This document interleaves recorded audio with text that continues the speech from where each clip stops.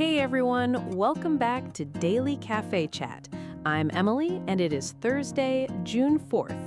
Lisa, today we are doing a little world tour from one table. A world tour at a cafe?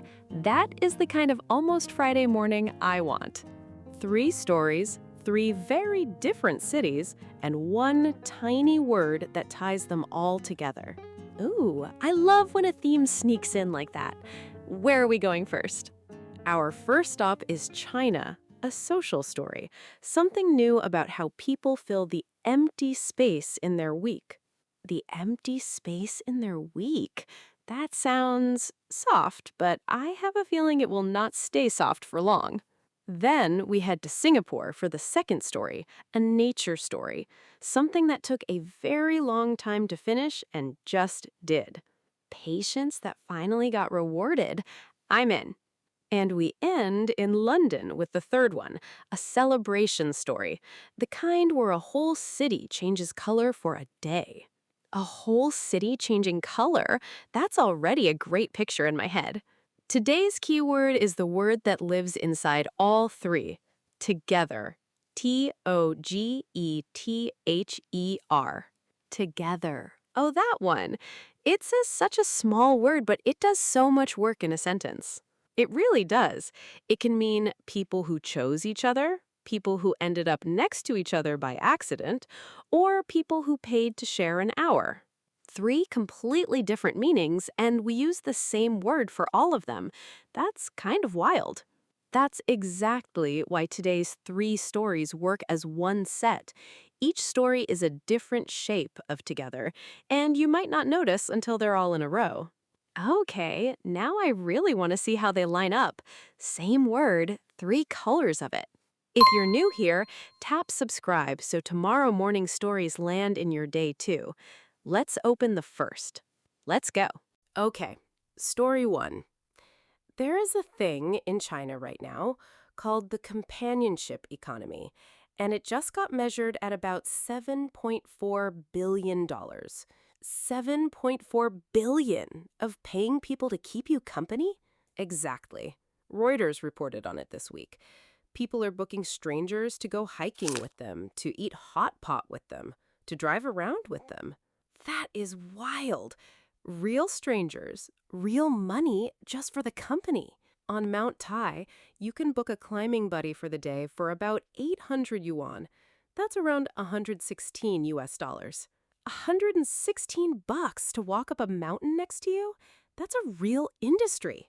And it's growing fast. One operator we read about, Chen Wenxin, scaled his hiking companion company from under 10 people to around 370 in just a few years. 370 hiking buddies on payroll. That tells you the demand is not small. And the menu is wider than I expected. Hiking, running, dinner, sightseeing, even just driving around the city with someone. A whole catalog of human presence. Each one probably has its own price tag, too. The providers are mostly students or young gig workers. They advertise on social media, and they sell what they openly call emotional value. Emotional value. That's honestly a really modern phrase, like a product label for company. A 24-year-old travel companion in one of the stories said he earns 3,000 to 5,000 yuan a month from clients, mostly women who want emotional support and easier trips. Easier trips with a built-in friend. I can almost picture that.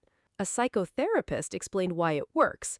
She said, when you pay for this service, you always get a yes. Oh, that line. No risk of rejection. That's the whole appeal in one sentence. Right. The other piece is urban loneliness. Long work hours, fewer close friends, and traditional social networks getting thinner. So friendship costs time, and time is the thing nobody has. Renting it makes a weird kind of sense. A spot that family or close coworkers used to fill, kind of casually, is now a paid slot you can book. That's the part that stays with me. The casual seat got a price. And it reframes what loneliness even means. It's not about having no one. It's about having no one available at the right hour. Right. The hours of overlap with friends have just gotten so thin. That's our first version of together. Paid together. Two people side by side because the meter is running. That image stays with me. On to the next street. Story 2 takes us to Singapore, where the Mandai Wildlife Reserve just had its grand opening on May 29th. A grand opening of a place that already exists? There has to be a backstory. There is. They have been transforming this whole reserve for a decade, and last week was the moment every piece was finally open at once. 10 years to get every piece open at the same time. That is a marathon project. Right. It is not just one zoo. It includes the original zoo, a bird sanctuary, a night safari, a river-themed park, and the brand new Rainforest Wild Adventure Zone. A night safari sounds cinematic.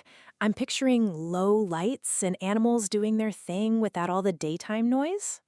That's roughly the idea.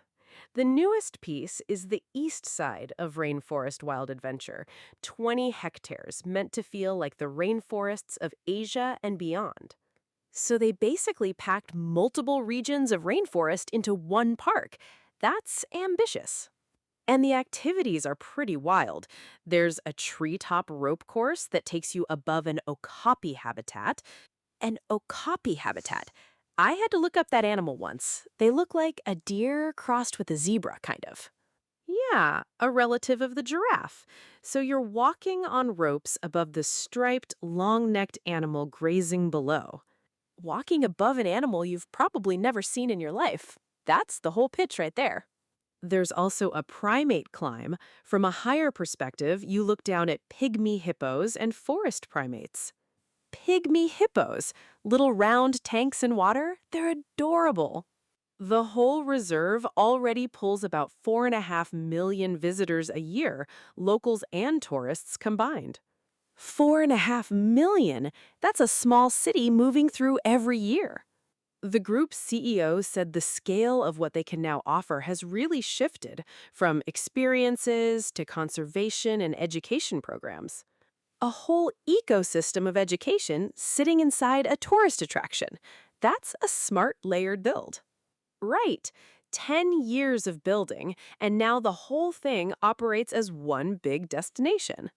A clean finish line, basically. That's our second version of together. Opened together. Every wing of the reserve finally working as one. A whole reserve finally being a whole thing.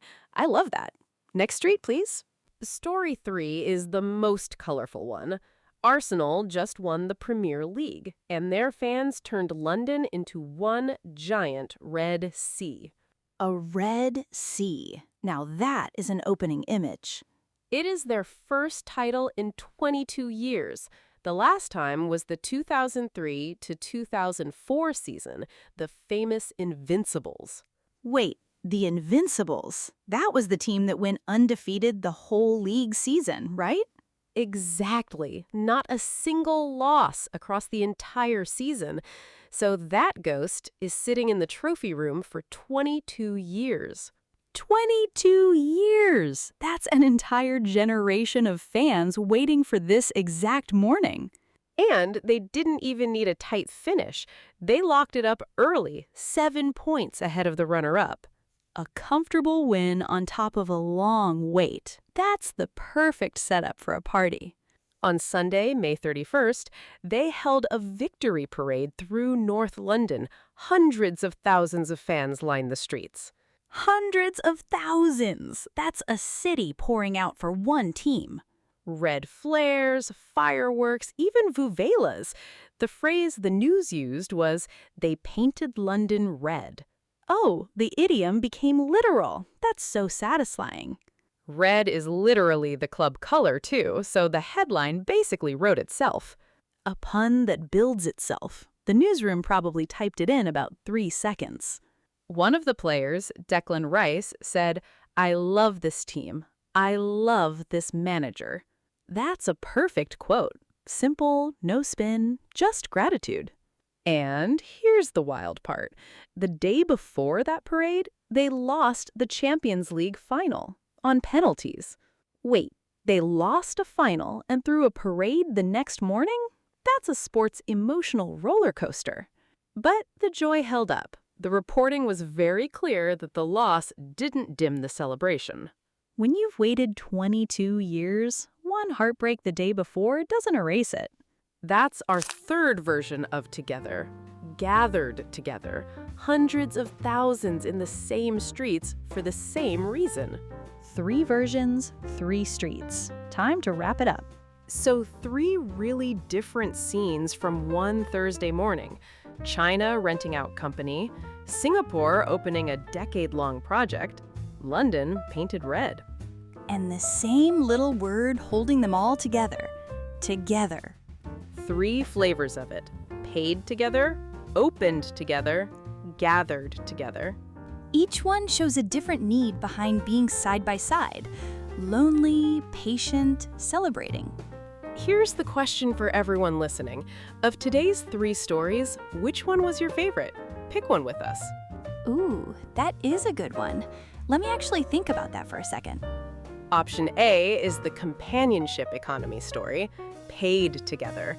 China and the people booking a buddy for the day. Honest about wanting company without all the friendship homework.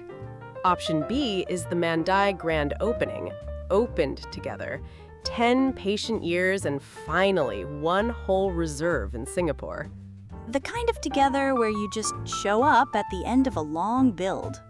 Option C is the Arsenal Parade, gathered together. A whole city in one street for one reason. The street kind, where you don't even know the person next to you, but you're cheering the same thing. My favorite today was B, the Mandai one. There's something calming about a slow build finally clicking into place.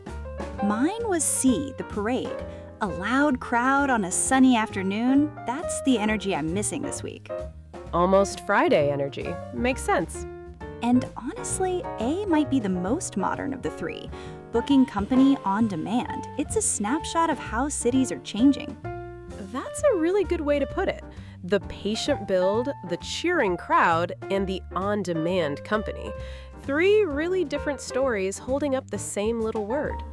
Tell us in the comments which one is yours. We genuinely read them. And if you've stayed with us this far, thank you, truly. If you're new here, hit subscribe so tomorrow morning's 3 stories come find you too. Same time, same cafe, same 2 voices. May your together this weekend be just the right shape. See you tomorrow.